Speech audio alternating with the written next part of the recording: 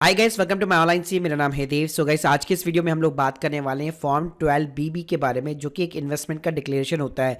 तो अभी बेसिकली मार्च का टाइम आ चुका है और ज़रूर आपको अपने एम्प्लॉयर से एक ईमेल रिसीव हुआ होगा जिसके अंदर आपको बोला गया होगा कि भाई इस फॉर्म को आपको सिंपली फिलअप करके देना है। तो आज के इस वीडियो के अंदर मैं आपको स्टेप बाय स्टेप कि ये फॉर्म कैसे फिलअप होगा, क्या क्या आपको उसके अंदर जानकारी देनी है और आप अपना टीडीएस भी ज़्यादा कटने से कैसे बचा सकते हो। तो गाइस, पूरा वीडियो यहाँ पे ज़रूर देखिएगा और कोई भी अगर आपको सजेशन या टैक्स एक्सपर्ट की रिक्वायरमेंट है तो लिंक आपको मैं सिंपली डिस्क्रिप्शन बॉक्स में दे दूंगा, जहां पे आप मेरे साथ 1-to-1 गेट इन टच यहां पे हो सकते हैं। तो देखिए गाइस, पहले अगर मैं बात करूं कि फॉर्म 12B जो डबल बी होता है वो आखिर होता क्या है, तो देखिए बहुत ही अच्छा तरीका होता है अपने टीडीएस को सेव करने का। अगर इस फॉर्म के अंदर आप ज्यादा से ज्यादा इंफॉर्मेशन नहीं डालेंगे तो आपका ज्यादा से ज्यादा टैक्स यहाँ पे कटने वाला है। इसके अलावा गाइस, ये एक सिंपली स्टेटमेंट होता है जो कि बेसिकली क्लेम करता है कि आपने पूरे साल भर के अंदर जो भी अगर आपको टैक्स बेनिफिट वगैरह लेने हैं वो आप इसके अंदर डिक्लेयर कर सकते हैं और साथ में आपको प्रूफ भी यहाँ पे लगाना पड़ता है। साथ में गाइस, जनवरी 2016 से इसको कंपलसरी बना दिया गया है सारे सैलरी एम्प्लॉयज के लिए कि भाई अगर आपको टैक्स का बेनिफिट लेना है, अपना टीडीएस यहाँ पे कम कटवाना है या जो भी टैक्स के बेनिफिट है उसको अवेल करने के बाद में अगर आपको टीडीएस कटवाना है तो इस फॉर्म को भरकर आपको अपने एम्प्लॉयर को देना यहाँ पे कंपलसरी कर दिया गया है। सो गाइस, फॉर्म जो डबल बी होता है 12BB, उसके अंदर आपको डिक्लेरेशन तो देनी पड़ती है। उसके अलावा जो भी आप डिक्लेरेशन दे रहे हैं उसके आपको एविडेंस भी लगाने पड़ते हैं। सो गाइस, जैसे आप मेरी स्क्रीन के सामने दे सकते हैं, ये फॉर्म 12BB का बेसिकली एक ऑफिशियल फॉर्मेट है जो कि इनकम टैक्स की वेबसाइट से डाउनलोड किया गया है। और यहाँ पे अच्छी बात ये है, मैं आपको एक फिलेबल बेसिकली पीडीएफ फाइल देने वाला हूं। तो अगर आपके पास में प्रिंटर वगैरह नहीं है तो आप मोबाइल के थ्रू भी इस फॉर्म को यहाँ पे सिंपली फिलअप करके अपने एम्प्लॉयर को यहाँ पे दे सकते हैं। सो देखिए गाइस, इसके अंदर क्या क्या इन्फॉर्मेशन आती है। तो पहले जो आता है आपका simply name and address of the employ आता है, आपका नाम हो गया, आपका एड्रेस हो गया, उसके बाद में आपका सिंपली पैन नंबर हो गया। फाइनेंशियल की बात करो तो अभी जो फाइनेंशियल यहाँ पे खत्म होने वाला है वो 2223 होने वाला है। अब गाइस, बात करते हैं हम लोग डिटेल्स ऑफ द क्लेम और एविडेंस की। सो गाइस, सबसे पहले यहाँ पे आपका जो कॉलम आता है वो आता है एचआरए का। जी हाँ, तो देखिए अगर आपकी कंपनी आपको एचआरए प्रोवाइड करती है तो उनको एचआरए की कैलकुलेशन के लिए आपसे कुछ इन्फॉर्मेशन चाहिए होती है, जैसे कि आप एक्चुअल के अंदर रेंट कितना पे करते हैं। तो यहाँ पे सिंपली आपको रेंट जितना भी आप पे करते हैं, चाहे कैश में हो गया, चाहे चेक के थ्रू हो गया, एनएफटी हो गया, यूपीआई हो गया, जो भी आप मोड से करते हो, आप पूरे साल भर के अंदर पूरे फाइनेंशियल के अंदर कितना आप रेंट पे करते हैं अपने लैंडलॉर्ड को, वो सिंपली यहाँ पे आपको लिखा हुआ होना चाहिए।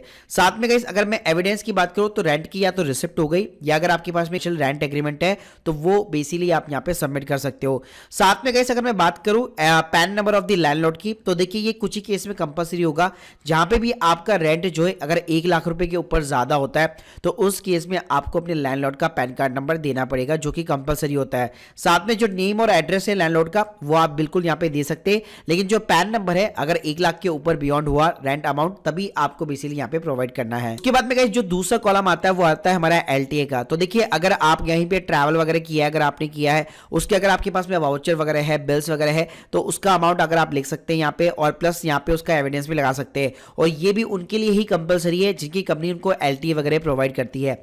इसके अलावा जो तीसरा कॉलम आता है वो आता है हमारा होम लोन से रिलेटेड। अगर आपने होम लोन ले रखा है तो यहाँ पे देखिए आपको 2 लाख रुपए तक की डिडक्शन यहाँ पे इजीली मिल जाती है। तो गाइस, होम लोन के केस में क्या होता है, आपने ईएमआई के रूप में जितना भी इंटरेस्ट पे किया होता है, आपका जो सेक्शन होता है बेसिकली होम लोन का, उसके अंदर बेसिकली आपको 2 लाख तक डिडक्शन अवेलेबल है। तो यहाँ पे जो इंटरेस्ट पेबल है, पेड टू द लैंडर है, उसके अंदर आपको क्या करना है, सिंपली जैसे फाइनेंशियल ईयर खत्म होता है या उसके पहले भी आप जो क्या कर सकते हैं, बैंक की सिंपली वेबसाइट के ऊपर जाइए और बैंक भी आपको ईमेल कर देता है एक आईटी का सर्टिफिकेट होता है बेसिकली, जिसके अंदर यह बताया जाता है कि आपने पूरे साल भर के अंदर इतनी ईएमआई पे की है और उस ईएमआई में से इंटरेस्ट का कंपोनेंट इतना है और प्रिंसिपल का इतना है। तो आपको यहाँ पे क्या करना है, सिर्फ जो इंटरेस्ट का कंपोनेंट अगर आपने जो पे किया हुआ है पूरे साल भर के अंदर वो सिंपली आपको लिखना है। सो गाइस, मैक्सिमम यहाँ पे जो है 2 लाख रुपए तक का आपको डिडक्शन मिल जाता है। अगर 2 लाख से ज्यादा का इंटरेस्ट अमाउंट है तो तब भी आपको केवल 2 लाख का ही यहाँ पे मिल पाएगा।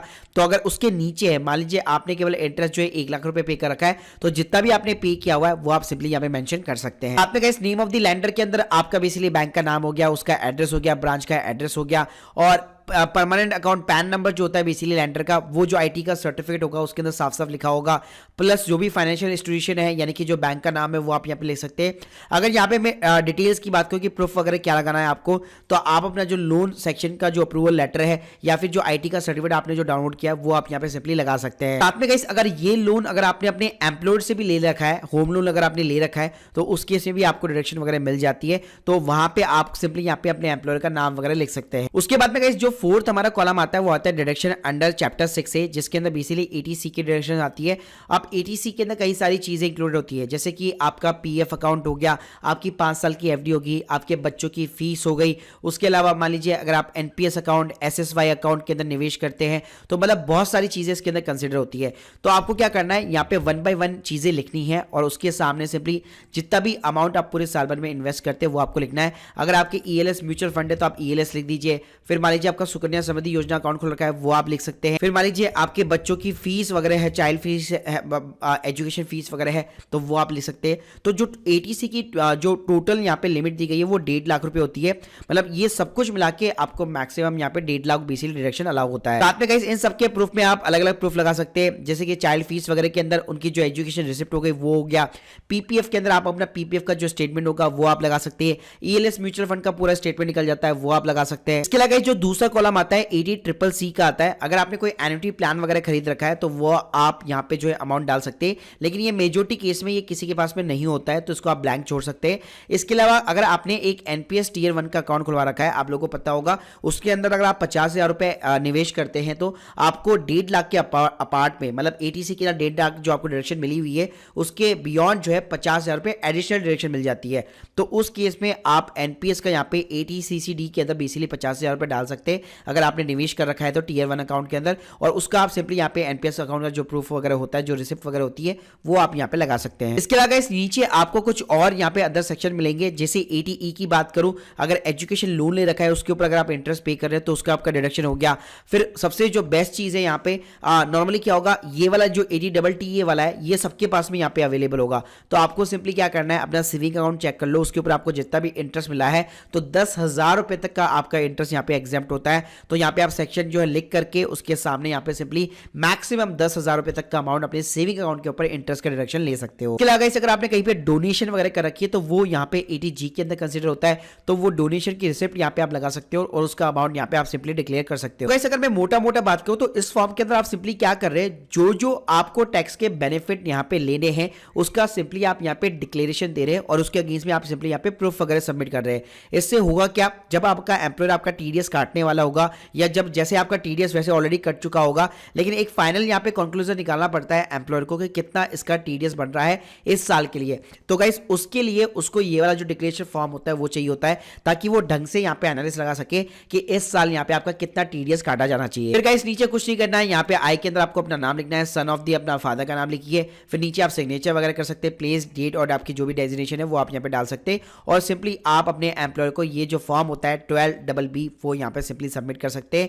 और गाइस इसका एक एक्सेल वर्जन भी है जो एडिटेबल है, वो भी मैं आपको डिस्क्रिप्शन बॉक्स के अंदर प्रोवाइड कर दूंगा। Guys hope you like this video. अगर गाइस आपको अगर कोई भी कंसल्टेंसी चाहिए अपना टैक्स बचाना लीगल तरीके से एक टैक्स एक्सपर्ट के माध्यम से, तो लिंक आपको डिस्क्रिप्शन बॉक्स में अवेलेबल है। और गाइस प्लीज हमारे चैनल को यहाँ पे सब्सक्राइब करना मत भूलिएगा और हमारे टेलीग्राम चैनल को भी आप यहाँ पे ज्वाइन कर सकते हैं। Thank you guys, thank you very much.